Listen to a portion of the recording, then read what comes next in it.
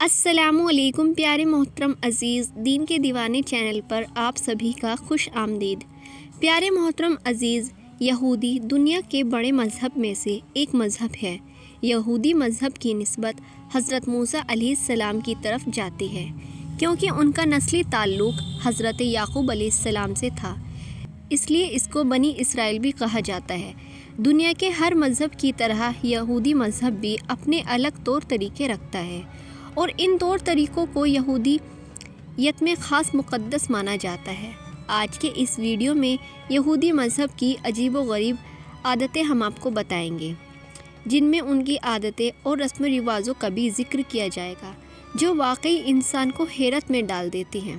یہودی رسم میں روز 3 عبادتیں مقرر ہے۔ جیسے اسلام میں 5 وقت کی نماز فرض ہے، جیسے مسلمان 5 وقت کی نماز ادا کرتے ہیں، ویسے ہی یہودی روز 3 عبادت مقرر کر رہے ہیں، جس میں صبح اور دوپہر کی فرض ہے، جبکہ شام کی اپنے آپ ہی واجب کی جا سکتی ہے۔ یاد رہے کہ یہودی مذہب میں کچھ احکام نماز ادا کرتے ہیں، ویسے ہی یہودی مذہب میں روز 3 عبادتیں مقرر ہے، جس میں صبح دوپہر کی فرض ہے، جبکہ شام کی اپنے آپ پر واجب کی جا سکتی ہے۔ میں کچھ احکام اس وقت تک لاگو ہوتے ہیں جب تک انسان ان کو روزمرہ زندگی کا حصہ بنانے کی نیت نہ کر لے، اور جب کوئی نیت کر لے اس مذہب میں یہ تمام عبادت، پھر اس میں کوئی فرق نہیں رہتا۔ اس مذہب میں یہ تمام عبادتیں اکیلے طور پر بھی ادا ہو سکتی ہے، اور بعض جماعت بھی، لیکن بعض جماعت ادا کرنے میں فضیلت ہے، اور خاص کر جب جماعت اکٹھی ہو جائے تو وہ خدا کے دربار میں بطور بنی اسرائیل کی قوم حاضر ہوتی۔ جماعت پورا ہونے کے لیے کم سے کم 10 لوگوں کی ضرورت ہے، ورنہ ایک ساتھ رہ کر بھی بات قبول ہو جاتی ہے۔ یہ حدت میں دین کے آغاز میں سب سے پہلی بات فجر کی عبادت ہوتی ہے۔ یہ سب سے لمبی اور دن کی سب سے اہم عبادت ہوتی ہے، اور اس کے 6 حصے ہوتے ہیں۔ اس کے پہلے حصے میں علماء کی تصویریں پڑھی جاتی ہے، دوسرے حصے میں تورات اور زبور پڑھی جاتی ہے، جبکہ تیسرے حصے میں شمع پڑھی جاتی ہے، جو اس عبادت کا سب سے اہم حصہ ہوتا ہے، کیونکہ اس میں پوری قوم بنی اسرائیل کو پکارا جاتا ہے کہ وہ توحید کی شہادت کے بعد پڑھی جاتی ہے، اور پھر مسیح کی آمد کی دعا دی جاتی ہے۔ مسیح یعنی دجال، جسے اسلام میں کہا جاتا ہے، اور جو زبور میں سے بھی پڑھی جاتی ہے، اور پھر آخری میں بنی اسرائیل کی فضائل کو دہرایا جاتا ہے، اور توحید کی شہادت بھی دہرائی جاتی ہے۔ دین اسلام کی طرح یہودیت میں نماز کا تصور پایا جاتا ہے، اور یہودی دن میں 3 نماز بھی ادا کرتے ہیں، جبکہ ہفتے میں دن اور دیگر تمام خاص دنوں کی یا سال پر یہودیوں کے فرقہ راشی کل عقیدہ اور عزت پسند یہودی ایک اضافے کی نماز ادا کرتے ہیں، جسے مصاف کہا جاتا ہے۔ ان کے عقیدے میں ایک 5ویں نماز بھی ہے، لیکن وہ صرف مہینے میں تیسری کے 10ویں دن یعنی یوم الغفران کو ہی ادا کی جاتی ہے۔ اسلام کی طرح یہودیوں کی نماز بھی تنہا اور جماعت کے ساتھ پڑھی جا سکتی ہے۔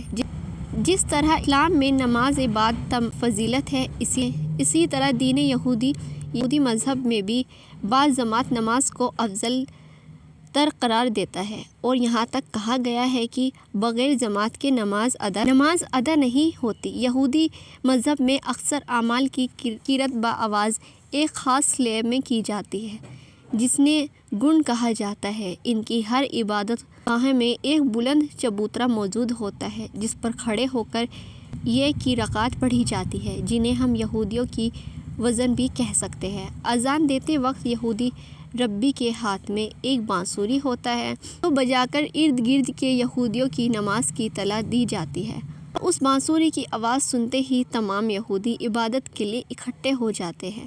یاد رہے کہ جب اسلام میں نمازیوں کو اکٹھا کرنے کے لیے آپ صلی اللہ علیہ وسلم نے لوگوں سے رائے لی تھی، تو اس وقت کچھ لوگوں کی جانب سے اس یہودی والے طریقے کا مشورہ دیا گیا تھا، لیکن صلی اللہ تعالیٰ علیہ وسلم نے اس طریقے کو اپنانے سے منع کر دیا تھا اور ناپسند فرمایا۔ روزے کے تصور بھی کسی نہ کسی صورت میں دنیا کے تقریباً ہر مذہب اور ہر قوم میں پایا جاتا ہے۔ یہودی مذہب میں 2 روزے فرض رہے ہیں، جن میں یوم کفارہ اور تصویروں کا روزہ شامل ہے۔ یہ روزہ سورج ڈوبنے سے لے کر اگلے روزے اندھیرا چھا جانے تک اور کا ٹائم تقریباً 25 گھنٹے ہے۔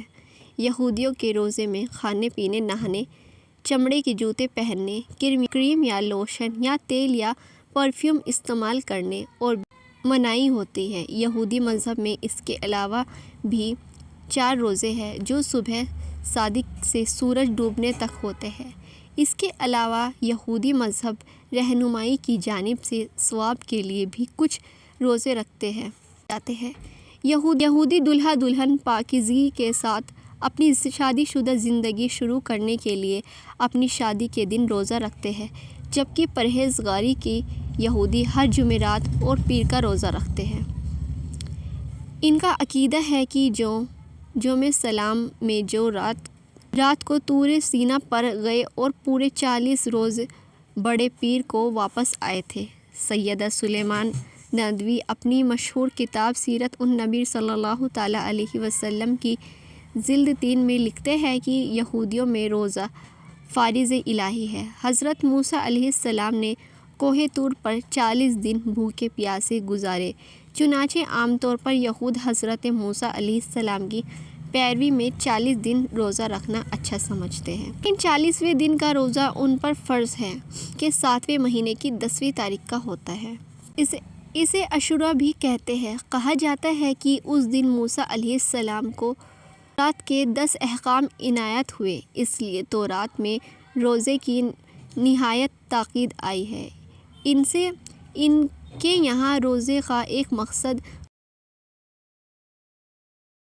روحانیت پر توجہ کرنے کے لیے جسمانی سرگرمی کرنا بھی ہے۔ پیارے محترم عزیز، یہودی مذہب میں سبت کے تہوار کو بھی خاص اہمیت حاصل ہے۔ یہ ایک ذریعہ تہوار کے طور پر شروع ہوا، لیکن جب اسے دیگر یہودی تہوار کی طرح بھرپور طریقے سے منایا جاتا ہے۔ اس موقع پر گھروں کو پھولوں سے سجایا جاتا ہے۔ یہ تہوار بیساکھ کے 25 دنوں کے بعد مئی جون کے 6 اور 7ویں روز منایا جاتا ہے۔ دراصل یہ تہوار ایک طرح سے گیہوں کی فصل کے آنے کا اعلان ہوتا ہے۔ سبت کا کئی ناموں سے جانا جاتا ہے۔ پیارے محترم عزیز، آج کی ویڈیو کے لیے صرف اتنا ہی۔ اگر آپ کو ویڈیو پسند آئی ہے تو ویڈیو کو شیئر، لائک اور چینل کو سبسکرائب ضرور کیجیے گا۔ السلام علیکم۔